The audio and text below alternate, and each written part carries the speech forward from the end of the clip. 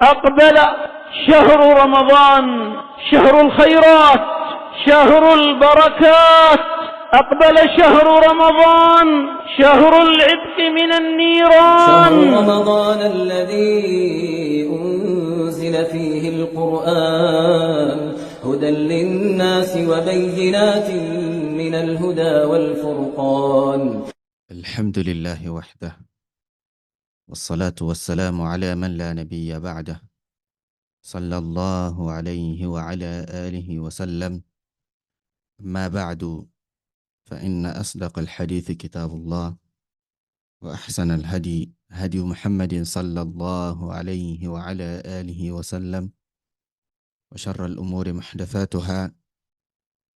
وكل محدثة بدعة، وكل بدعة ضلالة،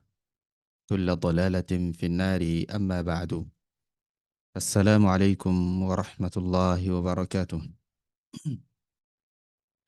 إليني إذن لك نمبر 25 التي نترى شهر رمضان آداب وأحكام في الشيخ إمام ابن علي الأثري حفظه الله تعالى. ibiti inti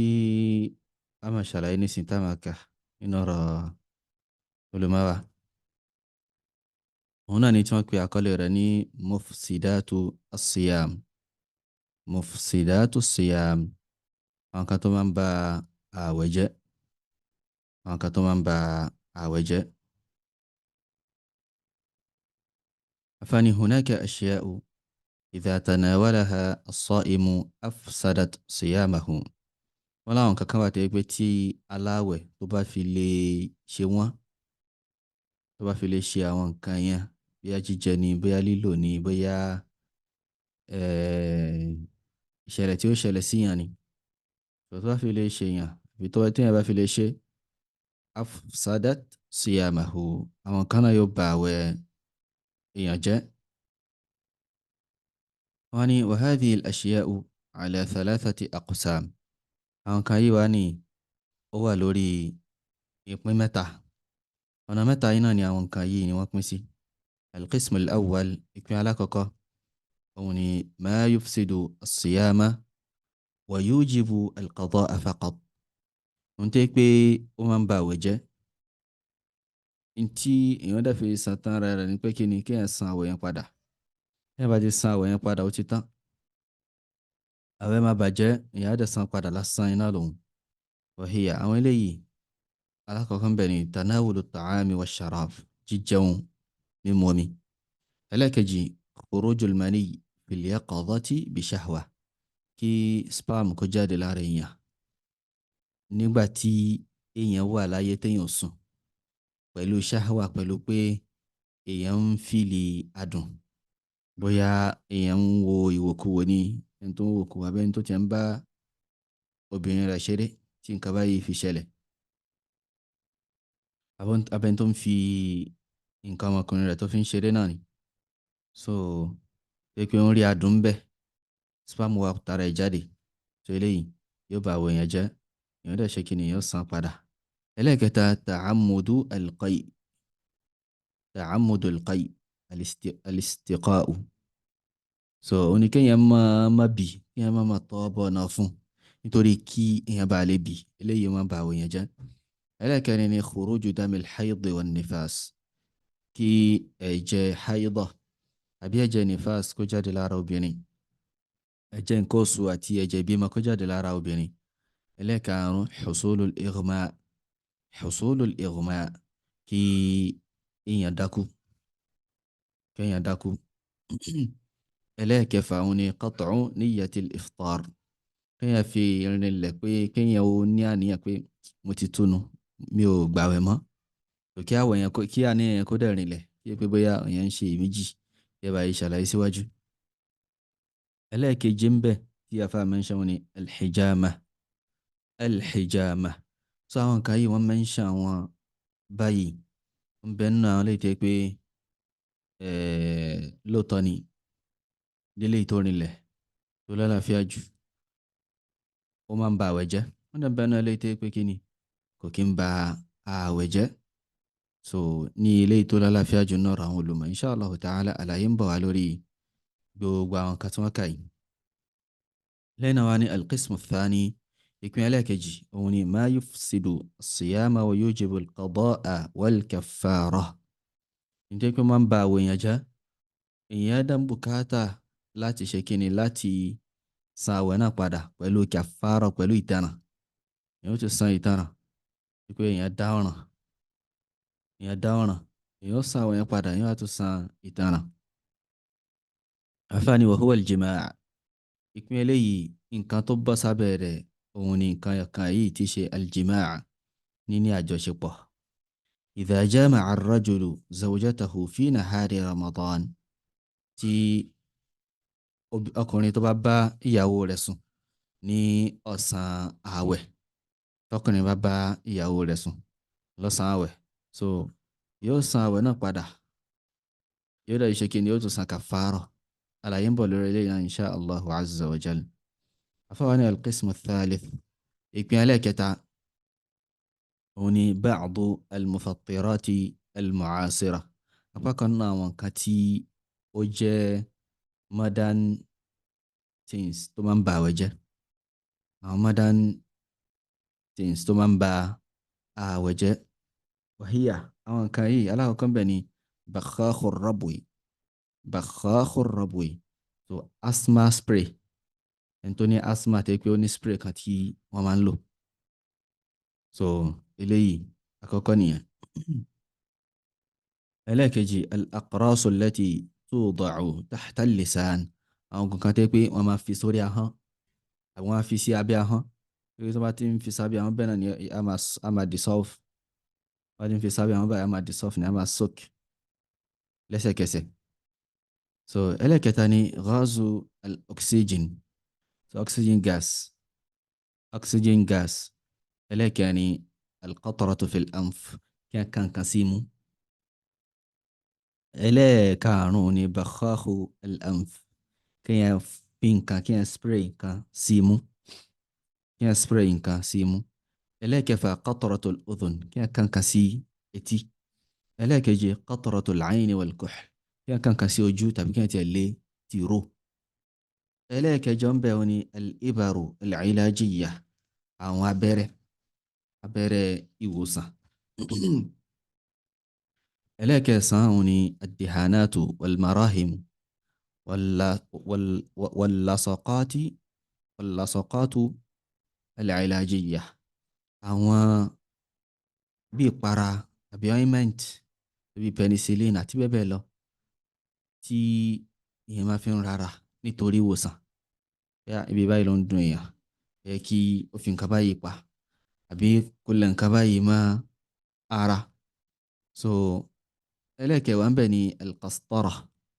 alqastara so eléyìí tí wọ́n ń pè ní kàtẹ́tà bí páìpù báyìí náà ni bí páìpù wọ́n máa ń pàṣẹ sí ojú ara wọ́n máa fi ń tọ̀ wọ́n máa ń pàṣẹ sí ibòmíì náà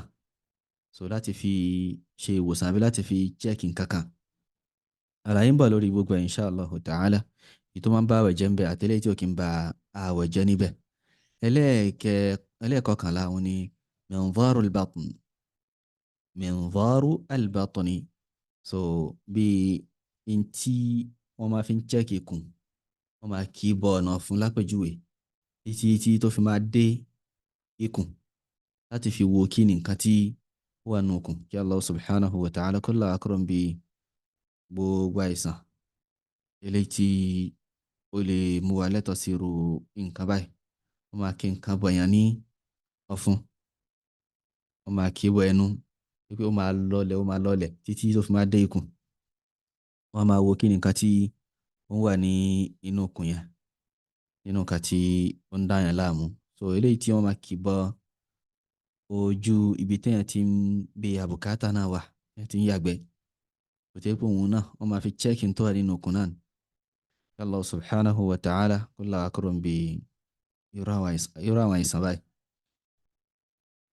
ẹlẹ́ẹ̀kejìlá ni al-ghasilu al-kulawi so eléyìí nǹkan kan tẹ́ pé wọ́n máa ń ṣe fún kidney so láti fi change nǹkan kan bí kidney àbí láti fi fọ kidney èèyàn so wọ́n máa fa ẹ̀jẹ̀ síbẹ̀ padà àti bẹ́ẹ̀ bẹ́ẹ̀ lọ nínú àwọn ọ̀nà tí wọ́n máa ń gbà ṣe nǹkan yìí kí Allah subhanahu wa ta'ala kó ṣàánú wa.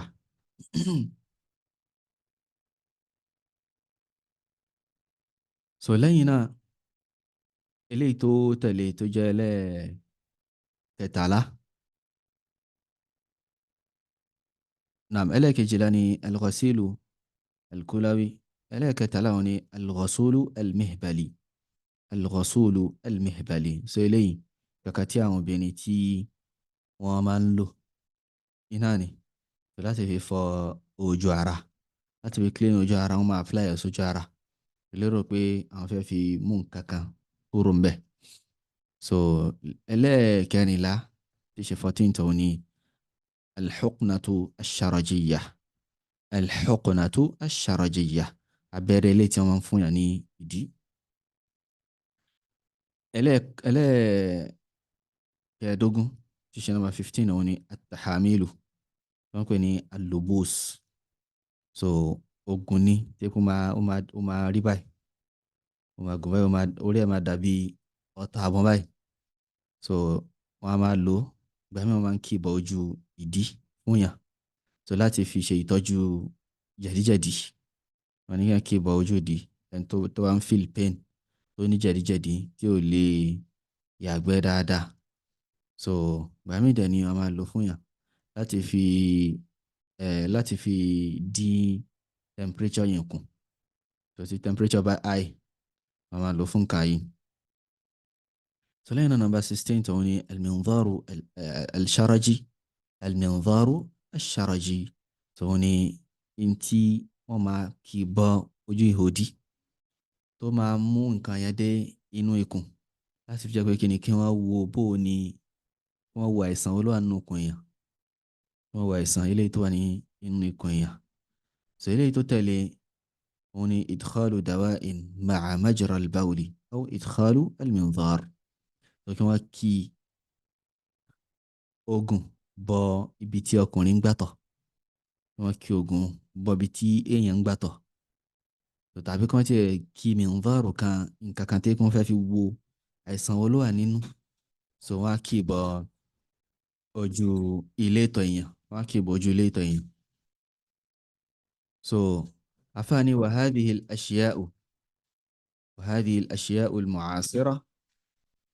àwọn nǹkan tí ó jẹ́ modern things yìí tí pé àsìkò yìí ni ó yẹ̀ṣẹ̀ ń ṣẹlẹ̀ yìí láìṣẹ́ ń rí yìí minha ma yufsidu as-sawm ó ń bẹ náà ilé tó máa ń ba àwẹ̀ jẹ́ wa minha ma la yufsiduhu ó sì ń bẹ náà ilé tí ó kì í ba àwẹ̀ jẹ́ gbogbo náà lèèyàn gbọ́dọ̀ mọ̀ torí pé àwọn ẹlòmíín wá sọ pé mo ń gbààwẹ̀ ṣé mo lè gba abẹ́rẹ́ mo ń gbààwẹ̀ ṣé mo lè lo nǹkan báyìí so mo ń gbààwẹ̀ mo dẹ̀ sick asthma patient náà ni mí ṣé mo lè lo nǹkan báyìí so èèyàn bùkátà láti mọ àwọn nǹkan yìí èwo ló máa ń bá àwẹ̀ jẹ́ ń bẹ̀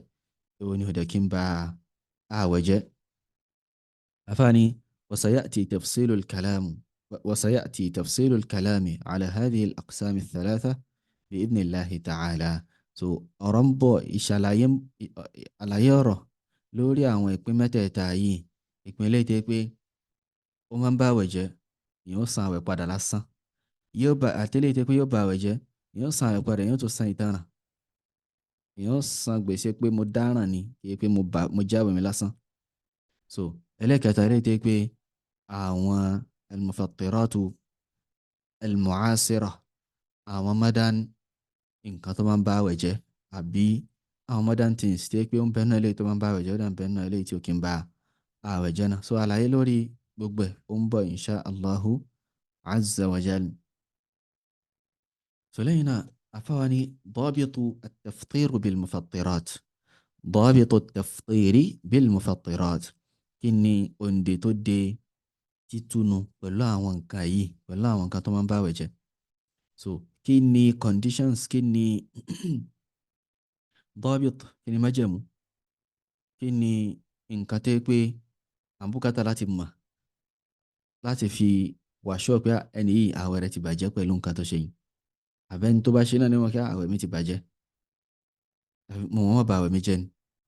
So kí ni dọ́bìtù rẹ̀? dọ́bìtù rẹ̀ ni pé àfáàní qabla al-kalami ala mufsidati siyami,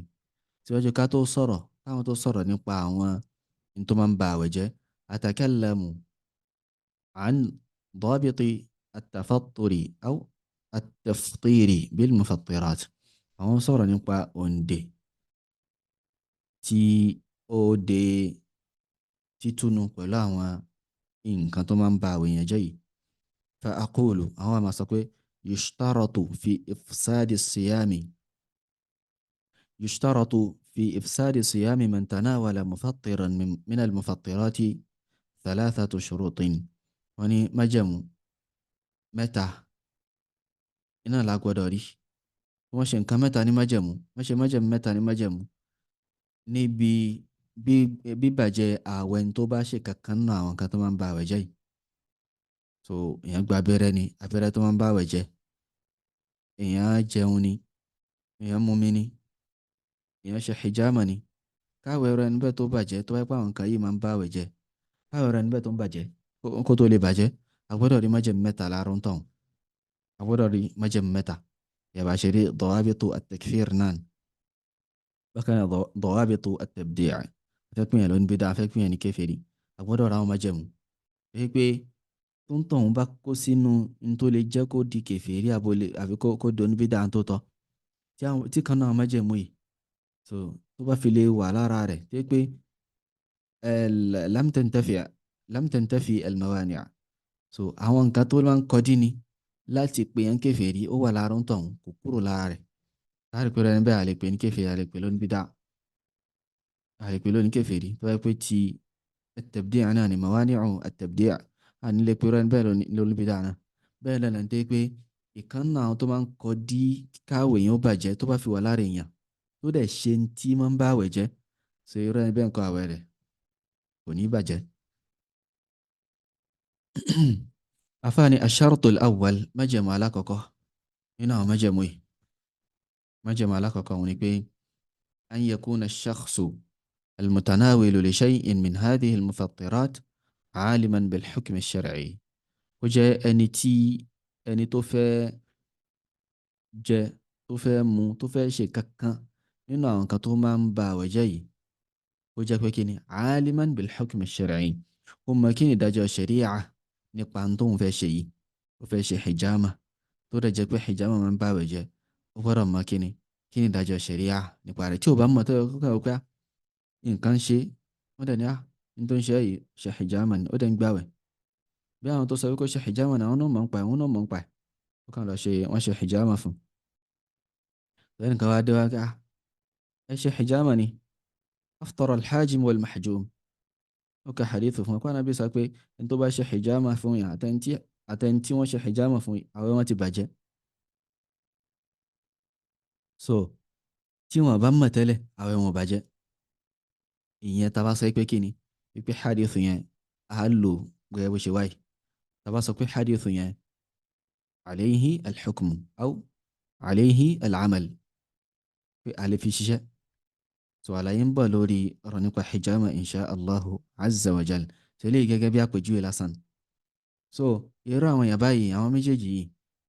pẹ̀lú kí wọ́n mọ ìdájọ́ kíyàn ṣe hijama fún yàn àti kíyàn ṣe hijama, so a sọ pé kí ni àwẹ̀ àwọn méjèèjì kò tí bàjẹ́, àwẹ̀ àwọn méjèèjì nǹkan kò bàjẹ́. àfáàní wa ma'na hadha ash-shart, ìtumọ̀ májẹ̀mú yìí ni pé annahu idha tanawala shay'an min hadhihi al-mufsidat al-madhkura jahilan bil-hukm ash-shar'i fa inna sawmahu la yafsud. wọ́n ní pé tí èèyàn bá ṣe ìkankan náà àwọn tó máa ń ba àwẹ̀ jẹ́ yìí tá a máa ń ṣàn yìí, jahilan bil-hukm ash-shar'i, lẹ́nu tó ṣàì mọ̀kan nípa ìdájọ́ ṣẹ̀ríà nípa nǹkan yẹn, so àwẹ̀ rẹ̀ níbẹ̀ nǹkan kò ní bàjẹ́. lakin ṣùgbọ́n mata balaghahu al-hukm ash-shar'iyyu wajaba alayhi al-kaffu an tanawul al-mufsidat. so lópin ìgbà ní ẹsẹ̀kẹsẹ̀ nígbàkigbà tí ìdájọ́ ṣẹ̀ríà bá ti wá bá nípa nǹkan yẹn, ẹnìkan bá ń bi tó ti ń ṣe hijama fún yàn, wọ́n sọ pé Ànábì sallallahu alayhi wa sallam sọ pé aftara al-hajim wal-mahjum, so kó ṣe kí ni wọ́n máa dáwọ́ dúró ní lẹ́sẹ̀kẹsẹ̀. hadith tó àlàáfíà ilé ọ̀rọ̀ àwọn olùmọ̀ ilé nípa rẹ̀, so wọ́n dáwọ́ dúró ni. eléyìí tó ti fà kúrò lára rẹ̀ kò ní fà mí mọ́, yóò ṣe kí ni wọ́n á clean up. wọ́n á clean up so wọ́n ní tẹ̀síwájú lórí hijama náà mọ́.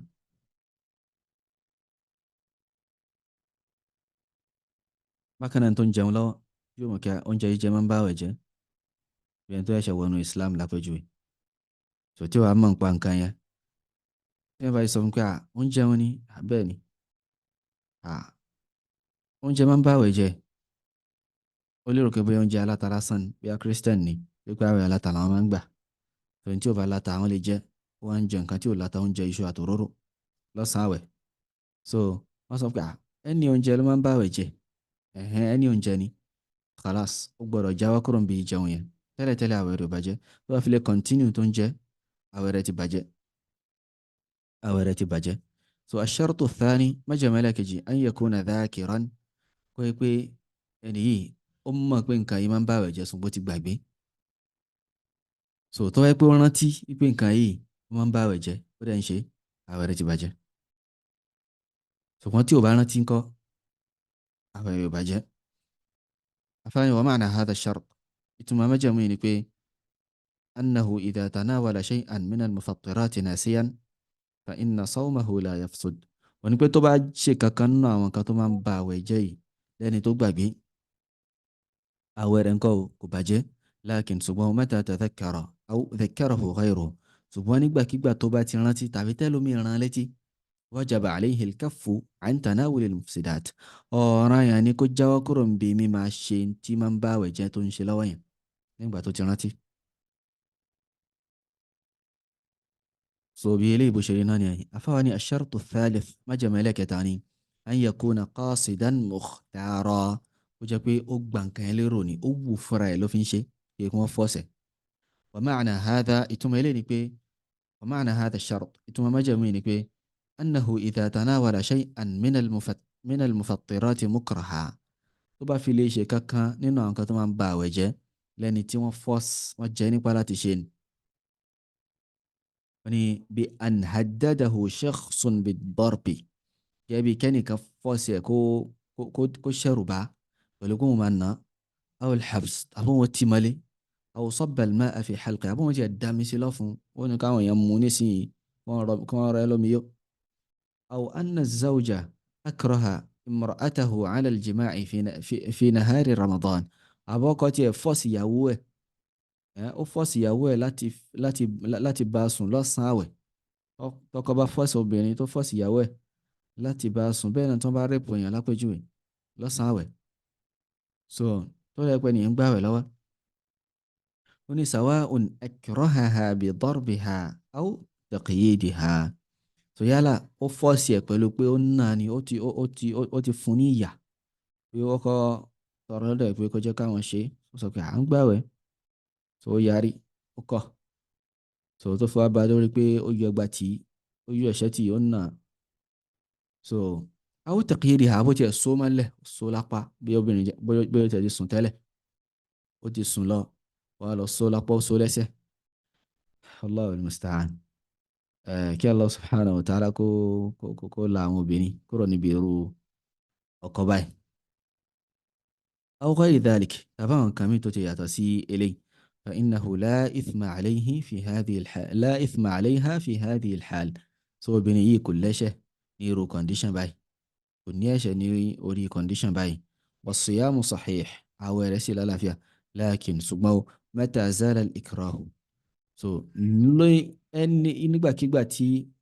ìjẹni nípa yìí tó bá fi lè kúrò ń bẹ̀ tó jẹ́ pé kò force ẹ̀ mọ́ kò wà forced mọ́ so وجب الكف عن هذه المفسدات so ó gbọ́dọ̀ ṣe kí ni èèyàn gbọ́dọ̀ fi àwọn kan tó máa ń bá àwẹ̀ jẹ́ yìí èèyàn gbọ́dọ̀ fi lẹ̀ ní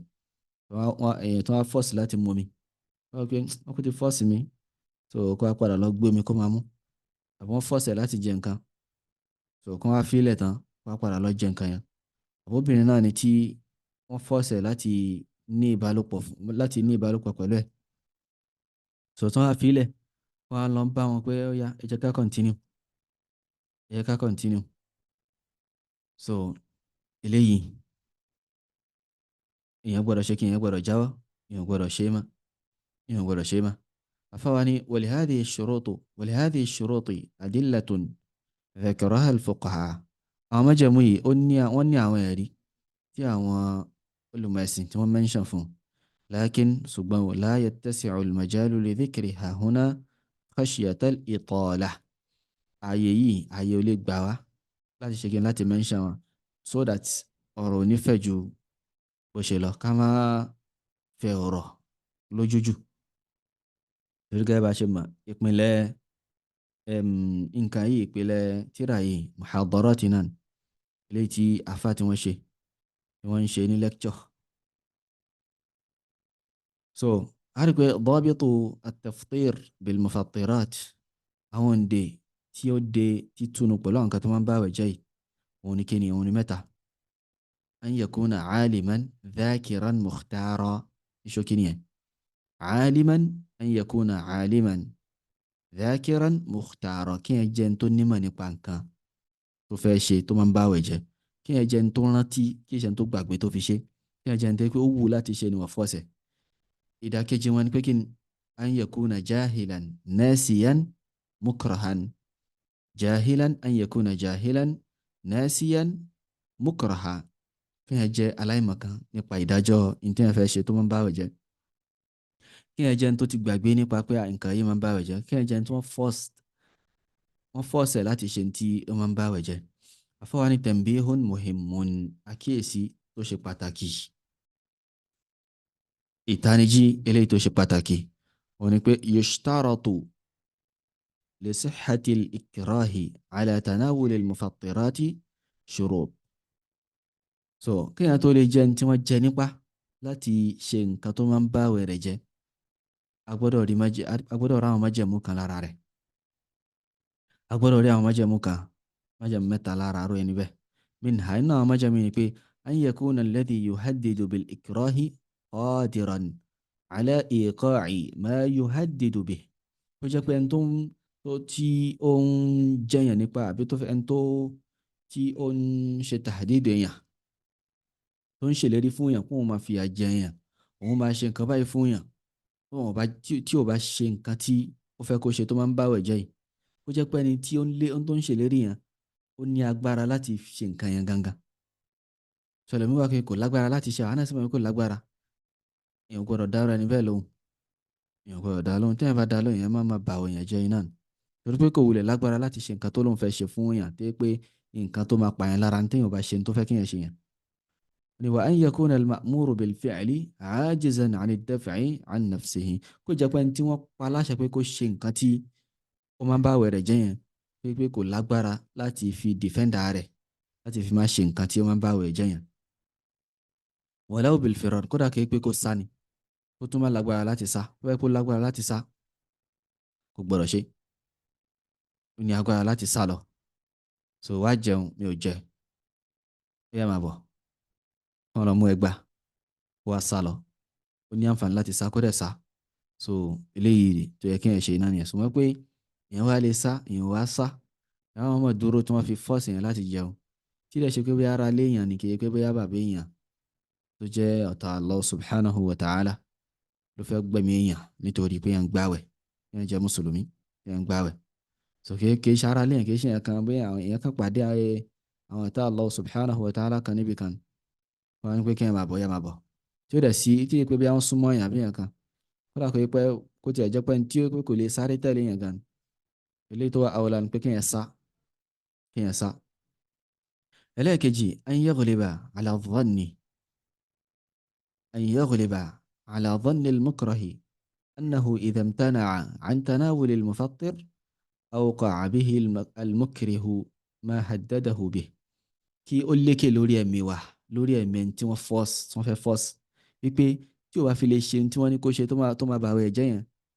wípé ẹni tó ń fẹ́ force ẹ̀ yìí ní tó lóun ṣe fún yẹn ó máa ṣe fún ó lékè lórí ẹ̀mí ká 90% ní pé ẹni yìí tí n bá fi lè ṣe nǹkan yìí yóò ṣe nǹkan yìí fún mi yóò fìyà jẹ mí wọ́n sọ pé ẹni tó ó kàn dẹnu lásán ni ó ń sọ̀rọ̀ lásán ní táwọn pé kò lè ṣe nǹkan yẹn ó dá náà lójú pé kò lè ṣe so èèyàn gbọ́dọ̀ ṣe kí èèyàn gbọ́dọ̀ tẹ̀lé ṣùgbọ́n tó bá dá lójú pé yóò ṣe nǹkan yìí fún yẹn kéèyàn ṣe kíni kéèyàn ṣe. wọ́n ní fa in kana qad haddadahu bid-darbi wáyé pé ó ti ṣèlérí ìyà fún ويعلم أنه سيضربه إذا لم يفعل تسمى لما dájú pé ó máa ná òun tóun bá ṣe nǹkan yẹn أو أن يحبسه tàbí yóò tiẹ̀ ti èèyàn mọ́lé فهذا مكره irú ẹni báyìí ẹni tó wà forced ni wọ́n force ẹ̀ ni kò sí láì fi tó bá ṣe kí n tó bá ṣe nǹkan yẹn. ẹlẹ́ẹ̀kẹta أن يكون ما يهدده به سيفعله في الحال ó jẹ́ pé tí wọ́n fi ń force tí wọ́n fi ń dẹ́rù báyìí nǹkan tó pé yóò ṣe lẹ́sẹ̀kẹsẹ̀ ní nǹkan tó fẹ́ ṣe lẹ́sẹ̀kẹsẹ̀ fún yàn. فلو قال tó bá sọ yìí pé ẹni tó fẹ́ jẹ́ yẹn pa tó bá ń sọ yìí pé إن لم تفعل كذا ضربتك غدا tó wá fi lè ṣe tí mo ní kó ṣe yìí nísìnyí kó wá jáwèé rẹ̀ màá ná lọ́la màá ná lọ́la أو حبستك tàbí máa tí ọmọlé lọ́la فلا عبرة بهذا الإكراه so irú ìjẹ nípa yìí kì í ṣe nǹkan tí ṣẹ̀ríà tó máa kà kún tí wọ́n bá fi lè ṣe èèyàn bá àwọn èèyàn jẹ iná ni èèyàn máa san padà àwọn èèyàn ti bàjẹ́ èèyàn dẹ̀ máa san padà. ولا يجوز له في هذه الحال أن يتناول المفطر بدعوى أنه مكره kò sì tọ́ fún nírú condition báyìí wá ṣe máa ń ná lọ́la tó bá ṣe máa ń ná lọ́la tó bá ṣe máa tí ẹ mọ́lé lọ́la. so kò tọ́ fún yàn láti ṣe kíni láti ṣe tí wọ́n ń fọ́ọ̀sì yẹn láti ṣe yìí kí ẹ wá gbára lé pé wọ́n fọ́ọ̀sì mi ni wọ́n fọ́ọ̀sì mi rárá èèyàn gbọ́dọ̀ ṣe torí pé ihun tí wọ́n fẹ́ ṣe fún yàn kan tí wọ́n fi ń dẹ́rù bà yàn kì í ṣe nǹkan tí wọ́n fẹ́ ṣe fún yàn lẹ́sẹ̀kẹsẹ̀ kì í ṣe nǹkan tí wọ́n fẹ́ ṣe fún yàn ní ẹsẹ̀kẹsẹ̀ so bí eléyìí bó ṣe rí ìlànà lẹ́yìn náà afáwa ṣe àṣùrọ̀ sí láti máa ṣàlàyé nípa àwọn almufattirat yìí lọ́yọ̀ kọ̀ọ̀kan pẹ̀lú ìpín wọn mẹ́tẹ̀ẹ̀ta eléyìí tí a sọ inshallah ta'ala ibi láti bẹ̀rẹ̀ nínú ìdánilẹ́kọ̀ọ́ eléyìí tí ó ń bọ̀. Allahu ta'ala a'la wa a'lam subhanaka Allahumma wa bihamdik ashhadu an la ilaha illa ant astaghfiruka wa atubu ilayk wassalamu alaykum wa rahmatullahi wa barakatuh.